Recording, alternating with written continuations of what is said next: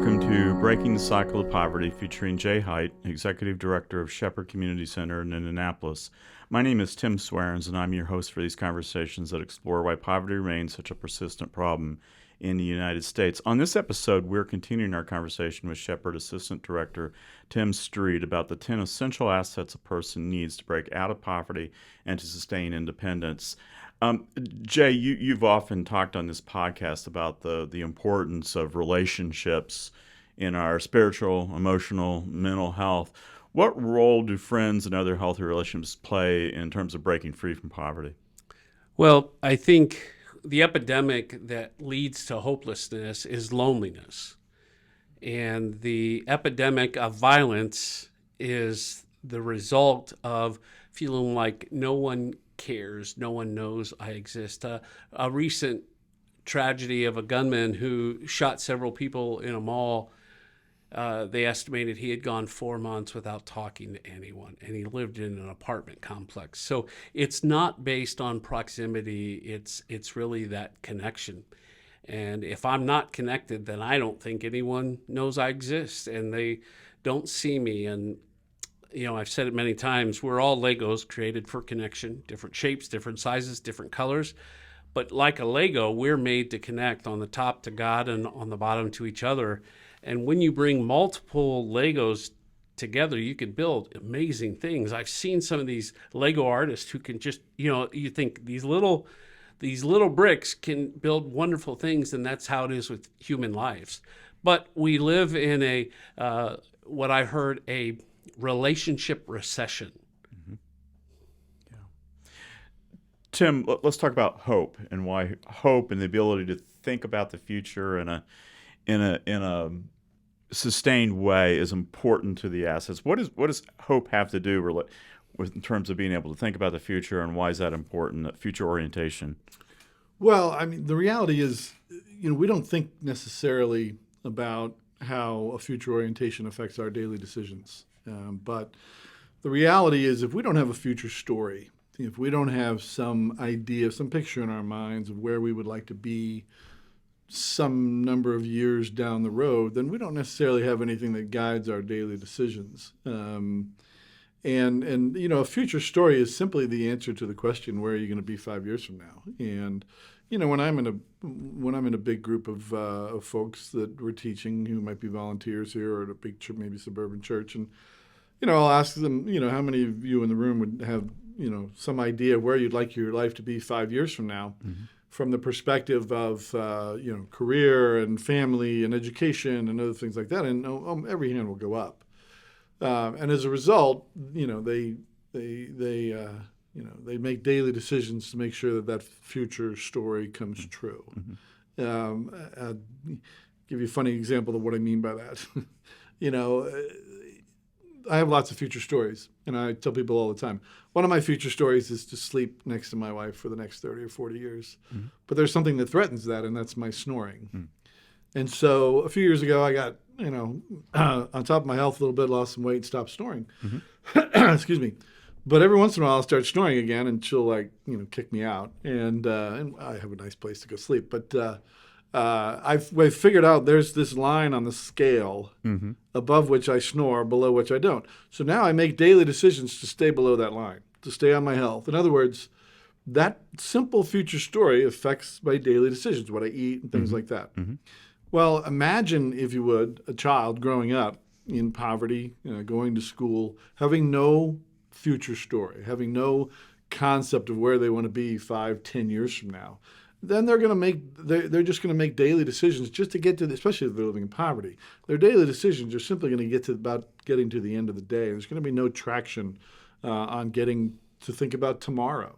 You ask middle-class kids who are seniors in high school, where are you going to be 5 years from now? They'll tell you, well, I'll be in my first year of grad school, I'll be in my first year of a job in my chosen career, or I'll be back here, working for my parents, getting ready to take over the business someday. I'll be married. I'll have a home.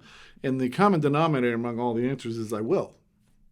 And the first two words. If you ask kids in poverty, where are you going to be 5 years from now? We're growing up in generational poverty. The answers will be, I don't know. I'm thinking about going to college. I'd like to, thinking about the Army. I'd like to become an accountant.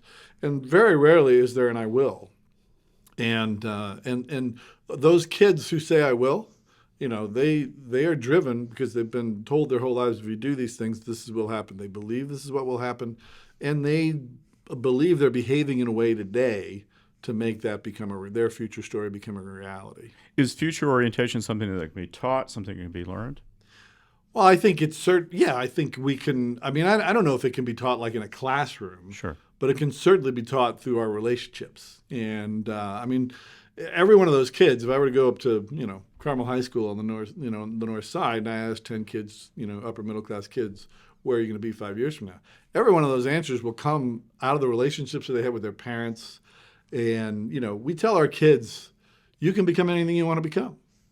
And, again, I'll be back in that room and I'll say, how many of you ever told your children you can become anything you want to become? And every hand will go up. And I'll say, why do you tell them that? Because we want them to believe it. We want them to dream big and go for things. But the reality is it's not really true. I mean, kids can't become anything. They may not have the talent for certain things. But we want them to strive, And I always tell the story of my own daughter who came to me when she was 12 and said, Daddy, you think I can be an Olympic level volleyball player? And I told her, yes, if you work hard enough, you can be an Olympic level volleyball player. Well, I was not really telling her the truth because I know what an Olympic level volleyball player looks like. And don't get me wrong, she became a pretty good high school volleyball player. Mm-hmm. And I think she became good because she thought she could. But then she also came to me and said, Dad, do you think I can, a year later when she was 13, said, Dad, do you think I can go to an Ivy League school and become a trauma surgeon in the Army and later enter the astronaut program at NASA? And I said, yes, you can if you work hard enough. And I wasn't lying to her. Mm-hmm. And she made different decisions. She's in college now. She went a different way. But when she graduated from high school, she was in a position to be able to make those decisions to send her on that course. But I think the only difference between her and my next door neighbor's, kid, Quincy, mm-hmm. Is that when I met Quincy when he was 13 years old, I was the first person in his life to tell him that he had a really bright future. He was probably the smartest kid I ever met in my life. And, Frederick Douglass, and I think we've said this before, Frederick Douglass said it's easier to build strong children than it is to repair broken men. Mm-hmm. But at the age of 13, we were already in the job of repairing a broken man with Quincy. Mm-hmm. And a little too late for him to start hearing that narrative. But so we learn, so back to the answer to your question, we learn a future orientation through the relationships we have, through seeing it modeled in our parents, who strive towards the future. One of my other children right now is trying, is doing the whole adulting thing right now. And mm-hmm. he's talked to me about, Dad, I watched you my whole life. Something will come up and you'll immediately start thinking about the future ramifications for that. Because I have only started doing that recently, but I've learned it from you. And I think we learn it through our relationships and things like that. So I'm not sure it can be taught out of a book, but it can. But that's why these assets, mm-hmm. none of them are silos unto themselves. Right. None of them are gained. Nobody's going to score perfect on one asset mm-hmm. and zero on all the others. They're a package. They're an important package, but they're gained really sort of together. I think part of it is while you're not teaching a curriculum, you're teaching a perspective. Right. Mm-hmm. And for many of our kids, they don't look, just drive down the street of our neighborhood. There's buy here, pay here, payday loans, rent to own. Mm-hmm. All of these stay in this mindset of today or this week. And us being able to remove them from that and then teach them a perspective that says, okay, what's it going to take to get there from here? Mm-hmm. You could go to college, which many times that's the first time they've ever heard anyone say that, because high school they think is their greatest achievement. It's one of the reasons why former Superintendent Eugene White would say there was no celebration at high school, where they'd go crazy, because he says that's just a stepping stool. That's not the greatest achievement in your life. We don't want to make a big deal about it. We want to celebrate it in a proper way. And I think for us, we want to give them the ability to see a perspective, to engage that. I think poverty takes away your ability to see anything but what's right in front of you, and that includes the future. Yeah, and with kids growing up in generational poverty, they don't really, they may not know a single person who went to college who's demonstrated that type of long-term planning. I just finished the book Invisible Child, which won the Pulitzer Prize, followed the life of a young girl growing up in New York City over the course of 8 years, and in deep, deep poverty. And at one point in time, her mother tells her, "Don't plan." The reporter overhears a mother saying, "No, we can't make plans, because if we make plans, we can't react. We'll be stuck." And so there, in that case, a mother's actually teaching her children not to plan. Right. And let's just get to the end of the day and react to the situation as we go. And the children never really learned to think about future consequences and plan for the future and things like that. And so they don't develop that future story. How do you communicate hope to somebody who's in deep pain here and now? I think part of it is helping them not, I don't go, "Oh, Tim, that's really horrible. Let me tell you how bad I've got it." That doesn't help anyone. Right. But sometimes being honest about our own struggles, because what their perspective is Tim have no problem. Jay, that's, he doesn't have any challenges in his life. And so being more transparent about some of the challenges that we have in our own lives and our own families and how that looks, I think it takes away this misconception that if you've grown up in this arena, you have no problems. I think some of the loneliest people I've met are the wealthiest people I've met. Because achievement doesn't bring connection. Money brings lackeys, those who would latch on to benefit from that. But I think a lot of times it's this idea of not having a connection or a relationship is not just in poverty. What it does when you have those relationships in poverty, it gives you the ability to rise above and to share in our hurts and pains. And I think that's where hope comes as we're living life. It's the book of Acts. It was us living life and journeying together to know each other's story. I was delivering Thanksgiving baskets, my wife and I, yesterday. And this lady said, she was talking about you, Tim. And she said, he met me for coffee one time to tell me his story because her son had been murdered. And she said, "I've always struggled with that."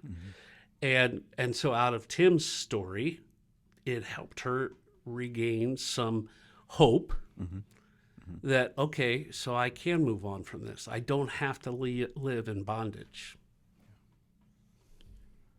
So you've both been doing this ministry for quite some time. And this question's for both of you. What keeps you going? What keeps you energized and passionate? It's a hard call. What keeps you going? My wife doesn't want me to sit around the house. I think for me, it's those small victories. It's seeing someone who took a D to a B. It's that family that says, "Yeah, I can do this." It's the student who got the part-time job and is talking about what they want to do next. That's where it is for me. Yeah. I would say the answer is pretty similar, probably different types of little victories. I mean, since I'm no longer really involved in the day-to-day programming of the ministry and haven't been for a long time now, and I'm out teaching and sharing the things that we've learned. For me, it's the people that I know who are doing something in ministry that they might not have been doing without having come to one of the classes that we teach or having been in a relationship with me. It's a real joy to know that there are people out there, some who have started their own ministries, others who are just simply doing it better, that there are ministries out there that have changed the way they do some of the things they do through our teaching. And, I'll confess, when I first came out of seminary a long time ago and was involved in a ministry that was one of the founding ministries of the CCDA movement, and I saw myself as the sort of the next generation of great CCDA leaders who would start this great ministry someday. And God let me know that I wasn't that guy in fairly short order, that I was going to be the guy behind the guy. And so for me, when I see somebody, who comes up and says, I'm doing this now because 5 years ago I was sitting in your Poverty 101 class or something like that. That for me just, that just gets, one of those a year and I'm good, so. Tim, any final thoughts you want to share before we wrap up this episode? Well, we're talking about hope and future orientation. I mean, those are just so important. And, hope is, I kind of think of hope as the umbrella over all of the assets, because I think hope only comes about when you really begin to see your own efficacy to make changes in your life. And when kids grow up with the ability to see that they can become something in the future, then that hope is developed. And I don't think they get there without acquiring some of those assets that we talk about. So, Jay, any last thoughts? I think the challenge to us is we can all be hope givers in every phase of our life. You don't have to come to the Near East Side to do that, because it's when we connect to people that we begin to instill in them hope that life can be different. And so whether it's the person at the bank or the person at the grocery store or at work or in our family or in our school, those are all those opportunities for us to help build a future orientation and a level of hope in their life. Thank you, Jay and Tim. For 38 years, Shepherd Community has made a lasting difference in the lives of thousands and thousands of neighbors, and the Shepherd team couldn't do that work without the support of donors, partners, and volunteers. To learn more about how you can help, please visit shepherdcommunity.org. Thank you for listening.